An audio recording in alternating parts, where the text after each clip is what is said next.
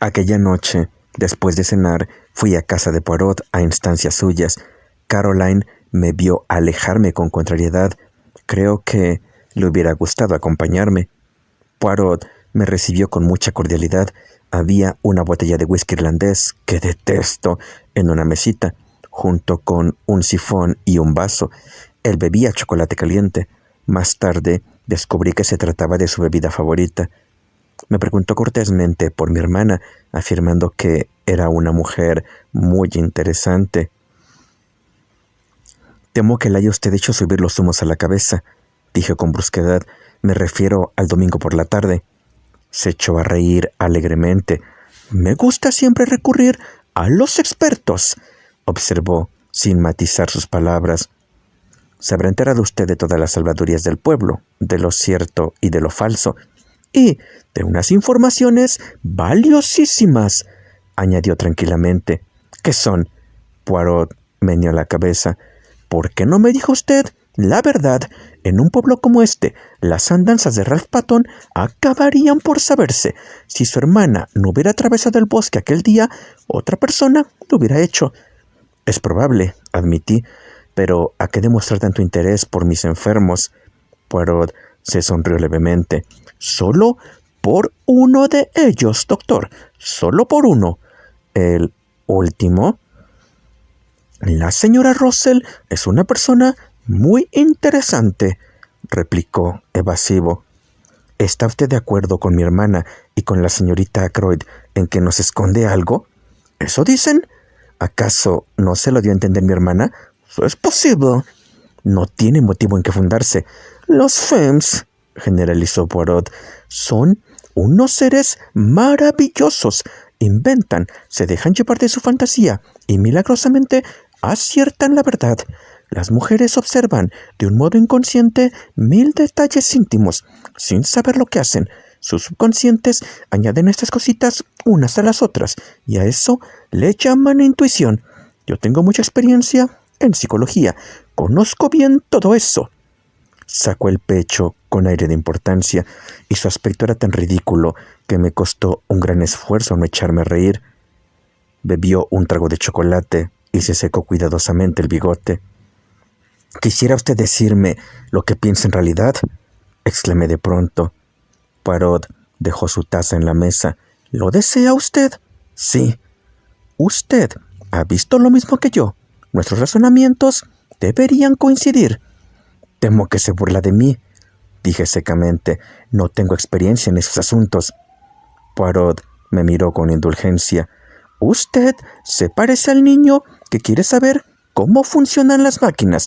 Quiere contemplar el asunto, no en calidad de médico de familia, sino con el ojo de un detective muy experimentado y que no siente cariño por nadie, para quien todos son extraños e igualmente sospechosos».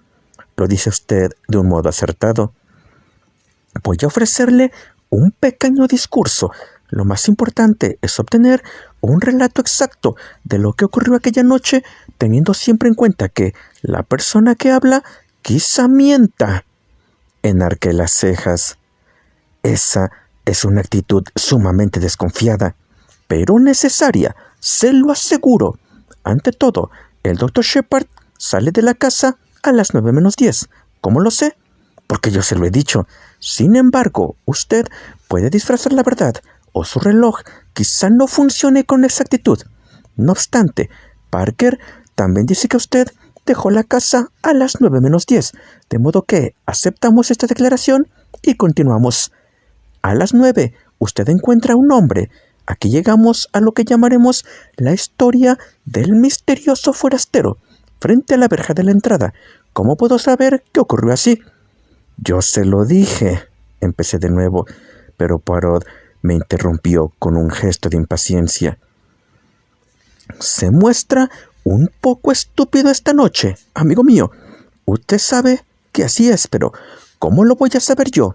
Bien, puedo decirle que el misterioso forastero no es una alucinación que usted haya sufrido, porque la doncella de una tal señorita Gannett le vio unos minutos antes que usted, y a ella también le preguntó el camino de Friendly Park. Aceptemos, pues, el hecho de su presencia y podremos estar seguros de dos cosas: que no se le conocía en el vecindario y que no deseaba mantener en secreto su visita a Friendly Park, puesto que preguntó 2 veces el camino. Comprendo. He procurado averiguar pormenores de ese hombre. Bebió una copa en el Tribors y la camarera dice que hablaba con acento norteamericano y que mencionó la circunstancia de que acababa de llegar de Estados Unidos. ¿Le pareció a usted que tenía algo de acento? Creo que sí, dije recapacitando, pero muy ligero. Precisamente. También está esto, que, como recordará, recogí en el pequeño cobertizo. Me enseñaba la pluma de oca. Le miré con curiosidad y algo que había leído me vino a la memoria. Poirot, que me estaba mirando, asintió. Sí, heroína, nieve. Los adictos llevan una pluma como esta y con ella aspiran la droga. Diacetilmorfina, murmuré maquinalmente. Este sistema de tomar la droga es muy común en América. Es otra prueba de que el hombre vino de Canadá o de Estados Unidos. ¿Por qué le llamó la atención el cobertizo?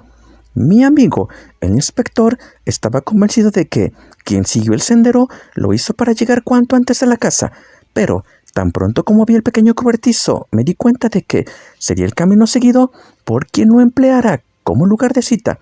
Parece lógico, puesto que el forastero no se presentó ni en la puerta trasera ni en la entrada principal. ¿Acaso alguien de la casa fue a reunirse con él?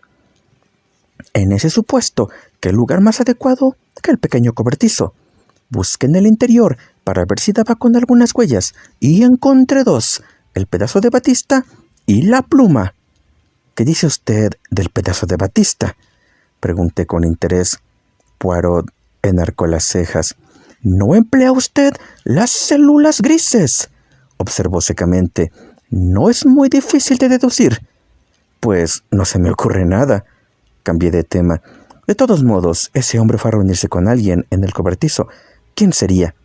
«Ahí está la cuestión. ¿Recuerda usted que la señora Ackroyd y su hija vivían en Canadá antes de venir aquí?» ¿Se refería usted a eso de acusarlas de esconder la verdad? «Quizás. Ahora, otra cosa. ¿Qué le pareció la historia de la camarera?» «¿Qué historia?» «La historia de su despido. ¿Se necesita acaso media hora para despedir a una criada? ¿Era creíble la historia de los papeles importantes? Además, recuerde que, a pesar de que dice que estaba en su cuarto entre las 9:30 y las 10, nadie puede confirmar su declaración».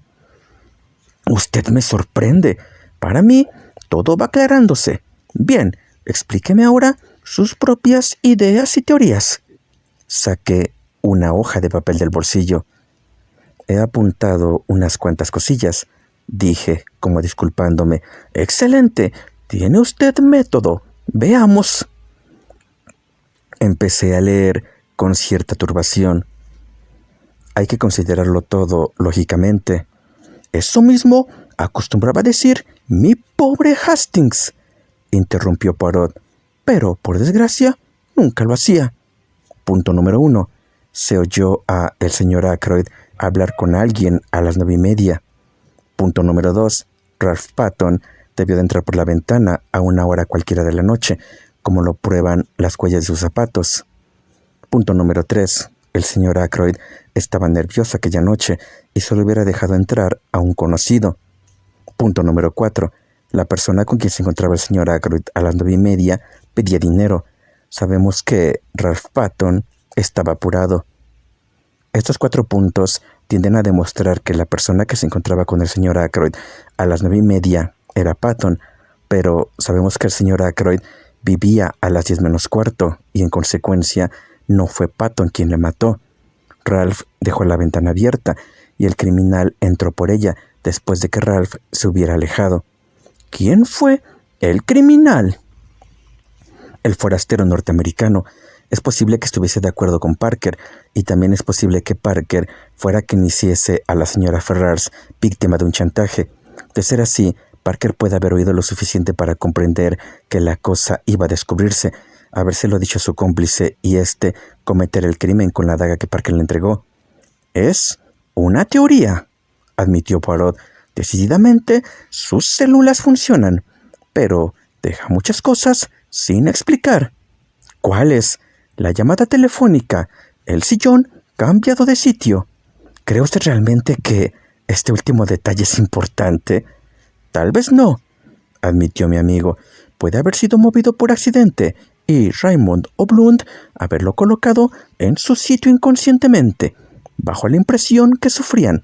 Además, están las 40 libras que han desaparecido.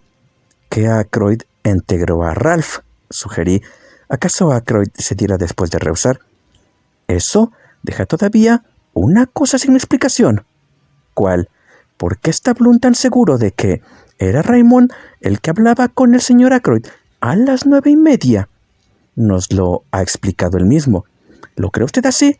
No insisto, pero dígame en cambio, ¿cuáles eran los motivos de Ralph Patton para desaparecer? Eso es harina de otro costal. Tendré que hablarle como médico.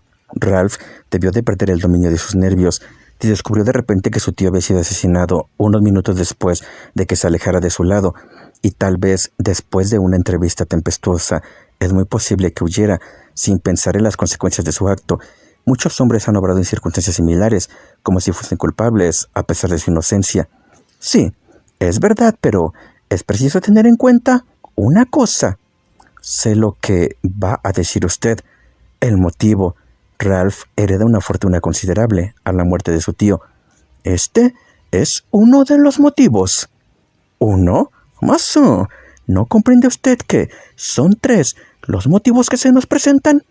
Alguien robó el sobre azul y su contenido. Este es otro de los motivos. Chantaje. Ralph Patton era tal vez el hombre que hacía víctima de ese chantaje a la señora Ferrars. Recuerde que Hammond no estaba enterado de que Ralph hubiera pedido dinero a su tío últimamente, lo que hace pensar que se lo procuraba en otra parte. Luego está el hecho de que se encontraba en un lío que temía llegase a conocimiento de su tío. Y, finalmente, está el que usted acaba de mencionar. Dios mío, el caso se presenta cada vez más negro. ¿De veras? Aquí es donde no estamos de acuerdo usted y yo. 3 motivos son muchos.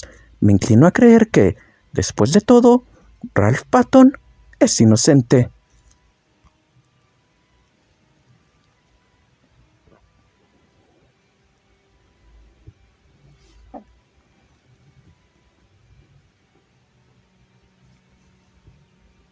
Capítulo 13. La pluma de oca.